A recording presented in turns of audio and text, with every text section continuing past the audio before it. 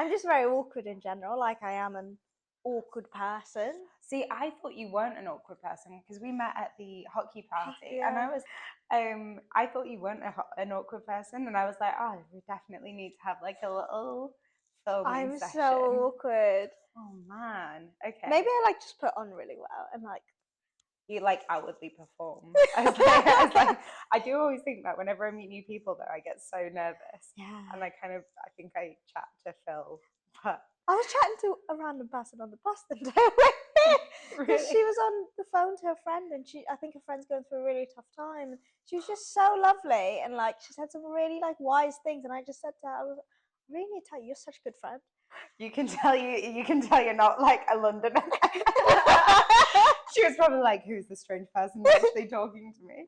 She was so lovely. And then we were just chatting. I was like, this is great. She followed me on Instagram. We're going for coffee in Bristol. Amazing. I made a friend on the way here. I mean, that is, I don't think you can say you're awkward if that's like the point that you're at. Um, so, would you like to sort of kick us off by telling us a bit about yourself? Obviously, we're really excited to have your book, This Is How You Fall in Love. So, tell us who you are. I'm Anika. I'm born and raised in Sweden. And I didn't know that. yeah, so I lived in Sweden for about 20 years. And then I did an exchange year in Bath. And I loved it so much that I was like, I need to come back. So I did a master's straight after my undergrad, and I did it at Bath Spa University, and it was the MA in writing for young people. And that's kind of how I fell in love with writing, especially for children, because I think when I started writing, like just in the back of my mind, I was like, oh, I can write anything. But that's not true. I think like you've got a voice in a particular type of like genre or age range. And for me, that was really the young adult category. And I've always been really drawn to like real life stories. Like I wanted to be a little bit removed so that like I'm not in on all the action, but enough to be like, this could happen. Like I could meet the love of my life and my best friend or a stranger in the fields. So yeah, that's kind of how I came to the UK, and I've just stayed ever since. And yeah. What's the biggest difference that you found coming from Sweden to the UK? Oh, I really don't like the taps. Like you guys have the mixer taps. Yeah. We just have one. Yeah, to be fair, I think most new houses do, but like so one of my friends has that where you do the double, and I'm Yeah. like, I either have to have really hot or really And cold. it's just like I just want like an in between, and like I think it's probably because I've been renting for the past couple of years, and it's like old houses, and it's like turning on the lamp with a string. It's like turning on the heating, like because everything's central back in Sweden, like Right. it's just centrally regulated. We never had to think about turning the heating on. It Okay. was just it's either on or it's off, Huh. and we just turn the radiator knob. That's about it. Okay. Um, Underfloor heating is a big thing back home. Ooh, I do love those toasty toes. Yeah, so I always find myself like my husband's from the UK, and he's always shocked that despite like going there in the winter, it's a lot hotter inside than he thought it would be because we're always freezing here. Yeah. Um, It's a very yeah, classic UK thing to be middle of winter, just wrapped in the blankets with the hot water yeah. bottle and the yeah, My been parents, when there. they come over, they're like, "Why is it so cold in there?" We're like, "Oh yeah, we haven't turned the heating on just yet." Your poor parents. Yeah, I feel bad. So sidetrack there, but going back to the book in the YA space, um, why YA over anything else? I just really love how in YA you can explore things from a safe distance. Yeah. I think if you're curious about something, you're able to do it in the pages of a book rather than go out there and do it yourself. And, I think you're able to live 1,000 lives in all the books you're reading. It's reading about people's like struggles and what makes them happy. And it's like you're there, but you're not there. And I think sometimes that's how you learn things. Like I learn so much about the world just from the books that I read. And like, for example, my favorite like YA book ever is Looking for Alaska by John Green. It honestly, it broke my heart and it put it all back together again. And I just remember being like 14 and bawling my eyes out at the blank page. I'm like, no, don't do this to me. Can't have it. And I just love that you can like take your reader on a journey, and that's what I've always loved about YA. There's so much you can do with it. it's you can tell all the different stories. Like it doesn't have to be just romance. You can tell like really dark stories, like The Sharp Edge of Silence, which was so beautifully written. Yeah, Oh gosh. that And really then killed me, that one yeah, did. and then you can have like non-traditional stories like Yasmin Rahman's Why Is Everyone Laughing? It's a book that I've never really kind of read before, where you've got a South Asian kind of stand-up comedian as a teenager, and it was really refreshing to read that and see that like on the shelves. Definitely. And I mean, your book, This Is How You Fall in Love, I would say it fit on paper, it sounds like a sort of traditional YA rom-com. And but then when you actually read it, you're like, whoa, no, this is like, and the ending, I mean, we can't spoil the ending, but I did not see the ending coming. So would you maybe give our hockey fans a little overview about your book? Yeah, of course. So This Is How You Fall in Love is about two besties, Zara and Adnan, um, and everyone just ships them because they've got such a great dynamic together. Ever since they were pretty much born, the parents have wanted them to get together, but not in a kind of you must get together. It's more like we would be happy if you guys got together. But Zara and Adnan are very adamant; they are never ever getting together. And Adnan's seeing someone, Cami, but it's on the down low because she's got some family dramas, so she can't really disclose her relationship with him.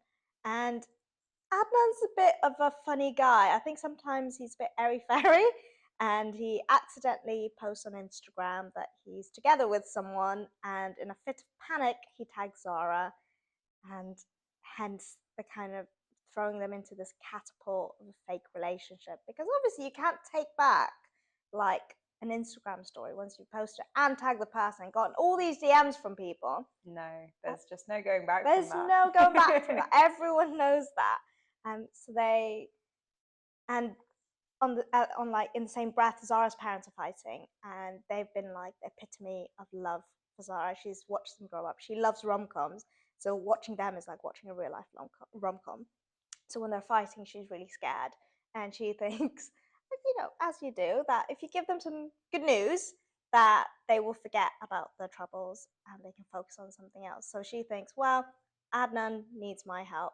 I need his help. So they kind of work together to fake date, as you do. But obviously, fake dating isn't easy. It's hard. It's a lot of hand holding. Could there be kisses? And kisses that feel like more?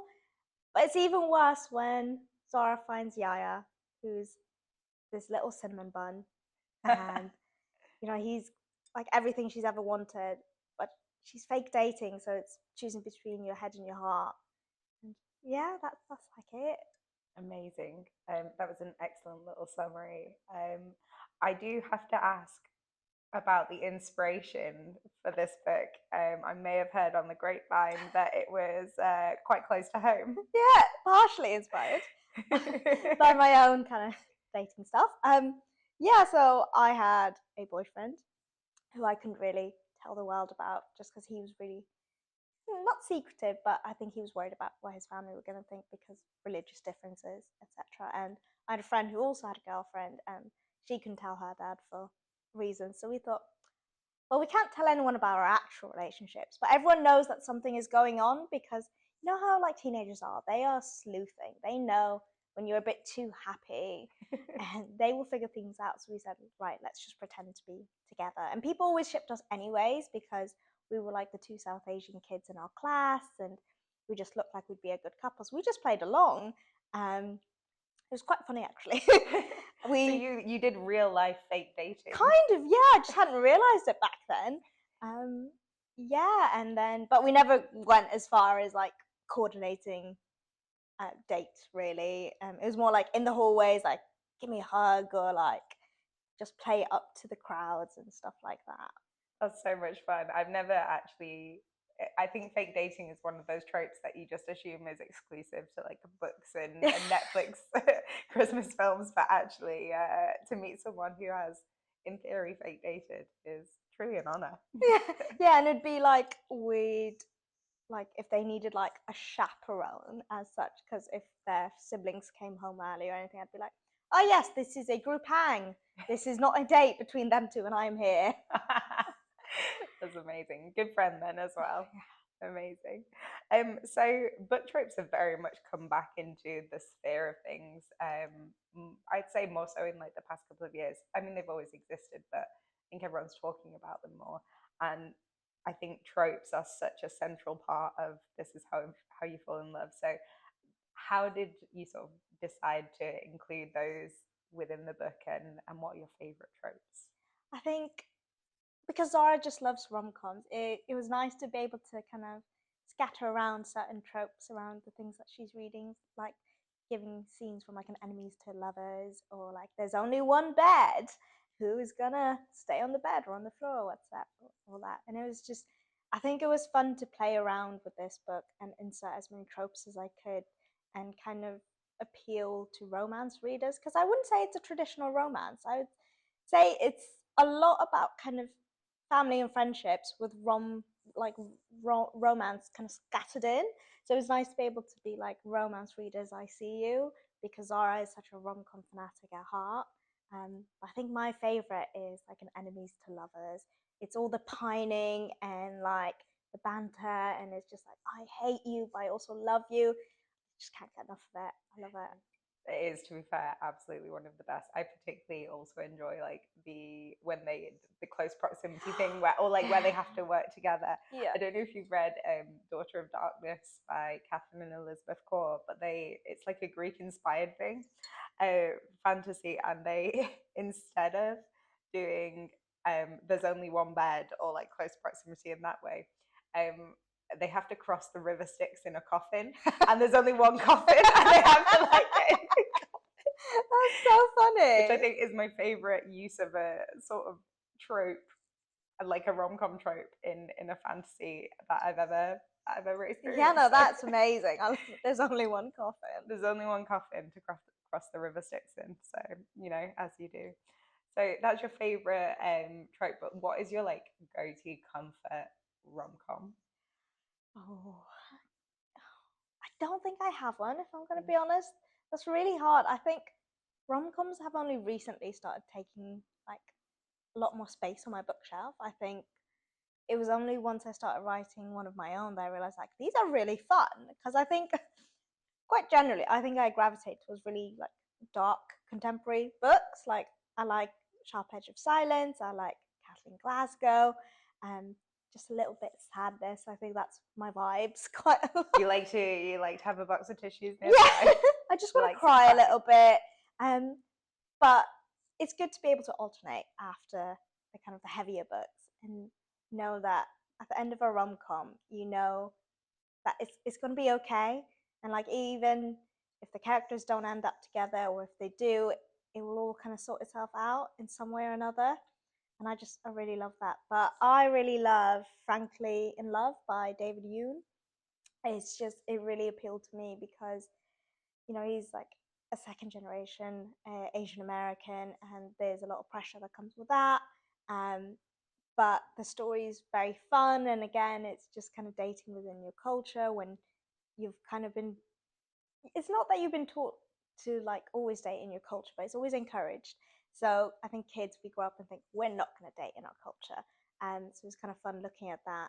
But they all like gravitate towards in the culture again anyways, and it's a lot about food and culture and tradition, which is really nice. Amazing. And I think you weave that really well into this is how you fall in love. It's got you get such a strong sense of family and culture within the book, and the way that Zara and Adnan's family is sort of are friends as well, as like feels really like you get a really good sense of the community. And I just really loved it. And yeah, I want to talk to you more about it in a spoilery way, and I can't. But yeah, um, so obviously, like you say, it's really nice for the romance generally that you kind of get not necessarily a happily ever after, but it is kind of a happily ever after. Yeah. What do you think about the endings of YA? Like, do you normally think that your whoever your YA characters end up with, do you think they'll stay with forever? Oh, Like, for example, the ending of this book, do you think will it last? this is such a hard one because when you're like 16, 17, and you get into a relationship with someone, you think it's going to be forever. but life doesn't always work out that way. But I kind of want them to, because it's like when I read When Dimple Met Rishi, I wanted the two characters to stay together. Like they're probably together right now, even though it's been ages. And I'd like to think the same for my characters that end up together, that they'll be okay. And I think they'll have their bumps in the road, as is normal for any relationship. But I will hold like my hopes up for them. I think that's fair. I mean, I also end every book and be like, I really hope you stay together forever, but also you're only 16. Yeah. So When I was 16, I thought I was going to be with someone for the rest of my life, and nope, didn't happen. yeah, no, that's fair. How, wait, because when did you meet your husband? I met him 5 years ago, and we got married last year. So we're coming up to a year married in June. Congrats. Thank you. Amazing. And did you feel like you got your your rom-com happy ending? I think I did. It's just like the first time we met, I'd never heard his voice before, and because we'd been texting for like a month before we'd met, and then he like opened the door and he said hi, and I was like, oh, he's got a British accent, of course he does. And I just kind of forgot, and I was like, yeah, hi. And he's like, hello. Is that your British accent? The best British accent? Yeah. I love that you just what had you imagined his voice to sound like? I don't know why, but I just never imagined his voice. Interesting. And he was just so nice. Like as soon as I stepped in, he's like, let me get you a chair. And I was like, oh, he's getting me a chair. He's getting you a chair. Oh, that's so nice. And yeah. Our standards are very low. I feel like the bar is low. Yeah. But yeah, it was just, he's such a nice guy, and he was just kind of everything I'd ever wanted without realizing I wanted it. That's really sweet and wholesome. No wonder you're writing such good romances. So I think the other thing that I wanted to sort of talk to you about today was your second book, which is very much on its way and is very different. Very different. So why is it so different? It's a YA contemporary, and again, it's about family and friendships, but it focuses on mental health, and it focuses on depression in the South Asian community, kind of drawing from my own experiences, because depression and mental health isn't talked about in South Asian communities. And I know that when I was a teenager, I would have really loved to have seen a book where a South Asian girl or boy is struggling with their mental health, because you get so much out of the books you read. It's just a little bit of a comfort, and I hadn't seen it ever, and it's only recently you see a couple of books here and there. So that's why I'm writing it, and it's been a work in progress for a long time. So I'm really happy to be publishing it with Hotkey Books. Oh, well, we're very excited to be publishing it, and we will share more information soon. But we're sort of very much looking forward to sending it out into the world, because it is such an important book. And you're right, there aren't that many books that do have that representation. And yeah, it is funny how those childhood books can really, unlike the YA books, affect you long term. Yeah. And give you sort of the space, like you say with the John Green. I remember reading The Fault in Our Stars for the first time, and that just bawling your eyes out. yeah, he's very good at the crying. Oh, he's so good at the crying. It was like my husband will walk in, he's like, why are you crying? I was like, it's so beautiful. What's the book that has, I get the feeling that you like a sad book. So yeah. What's the book that you think made you cry the most? Oh, I read one earlier this year called The -1 Club, and it's about kids who kind of form together a group who've lost someone in their lives, and it just absolutely shattered me. But it was so beautifully written. I think I kind of get some satisfaction out of crying at a book. It's done a good job, isn't it? It's done a good job. But yeah, The -1 Club was amazing. Yeah. I'll have to have a look at that one. I also like a cry. I had a very embarrassing, very public cry a couple of weeks ago. And we're publishing a book in November called I Loved You in Another Life, which has the most beautiful cover, and it is so very sad and very wholesome, but I was on the tube. It was like not a pretty cry. It wasn't like little, when people have like the little single tear, and you just like, in my mind when I read on the tube, I'm like very like, ooh, mysterious, cool. And no, it was like ugly crying all the way through. So it was very embarrassing. No, you cry. It's good to cry. I Yeah. always say a lot of things can be fixed with a cry. Yeah. Sometimes I cry when books are over.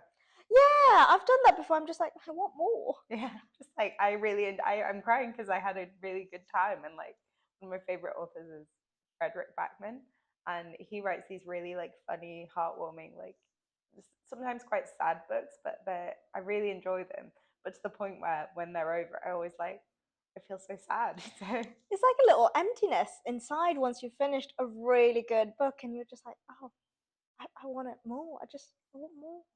like a little bit more, please. That's why I really like it when authors sometimes like revisit them, or things are in the same universe. Yeah. That's super fun. Do you think you'd ever revisit the characters in This Is How You Fall in Love? I think I might. I've heard from a lot of kind of readers saying like they really loved Sadie, and just Sadie is a character, and it'd be really fun to kind of look into her story more because she's got this romance with Joe in the book. But like you say, 16-year-olds might not always be together forever, so it might be interesting to revisit her after if her and Joe don't work out. I just want to hear that. No, but I suppose there is always the thing of when you're 16, there is nothing but drama going on. Yeah. So that is totally fair.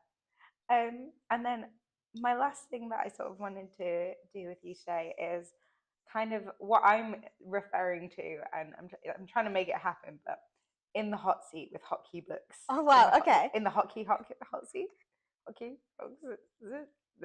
Anyway, the idea is that I'm just gonna give you a bunch of questions, and you have to like make a snap decision. Okay.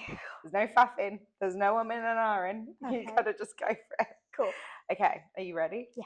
Okay, I'm gonna bring this up so I can actually see it because my eyes are bad. So, paperback or hardback? Paperback. Good choice. Ebook or audio? Ebook. Sunshine or snow? Snow. Oh, it's I just am from Sweden. We do that love is snow. now you said it. I'm like, oh yeah, that makes sense. It's just cold rain. That's always my Oh, argument. but It's just cold rain. I love snow. There's something magical about snow. Hmm. I've also had a lot of cries in the snow, just like walking home from the train station, listening to a song, thinking about a boy, and just crying, walking. It's very romantic. Like you're fully in. You're like I am a main character. Main character energy. Full flat there. Autumn or spring? Autumn. Sweet or savory? Savory. Coffee or tea? Coffee. Ball gown or sweatpants? Sweatpants. That was a firm. I live in my pajamas, Mm-hmm. and unless I have to get dressed, I won't get dressed. That's fair. I mean, I've discovered a genre of clothes which is like basically outside pajamas, like like comfy trousers and things Oh, like I love that. that. Living the dream. Books or films? Books. Cats or dogs? Oh, dogs. Correct answer. City or nature? City. Your favorite genre of book to read? Sad. Sad. Just sad. Excellent.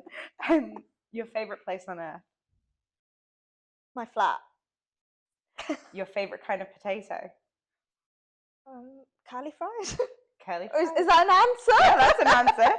I think someone's favorite type of potato really says a lot about their character. So I think curly fries is a good answer. Anyone who says boiled, Yeah, that's that's a bit sus. red flag, big red flag. Instagram or TikTok? TikTok. What's your weirdest TikTok niche? You know how everyone gets like the weird niches. My manager, I'm gonna sort of dob him in at this point. He was like a few weeks ago. He was like, "Yeah, I get a lot of TikToks about repairing scissors." I was like, "What?" It's like that. I think that's the weirdest niche I've heard. But I'm not weird. I tend to be on Excel TikTok. mm, At one point, I was on mortgage TikTok. mortgage. I feel like mortgage TikTok is fine. Excel TikTok is. Have you seen the? I say that like I've not seen Excel. But the ones where they do like, have you seen the like Excel Olympics? What? It's like you know how you have like what are they called? Esports? Esports. Um, but it's like Excel, and they Oh, have to okay. like speed do Sign things. me up. That'd be fun. That's going to be your side hustle from That's now my on. side hustle. Primary line is the author, and then secondary, she's an esport Excel champion. Excel champion. What's your best reading snack? Ooh, I like crisps, quavers. Nice. I like a crisp.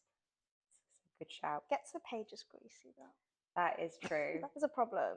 Although, if you go for an ebook, you use your little finger Yeah. to tap. Little finger to tap. We got the technique. This is a crisp eaters reading crossover there. Your favorite reading spot? I love reading in bed. Would you rather be able to fly or be invisible?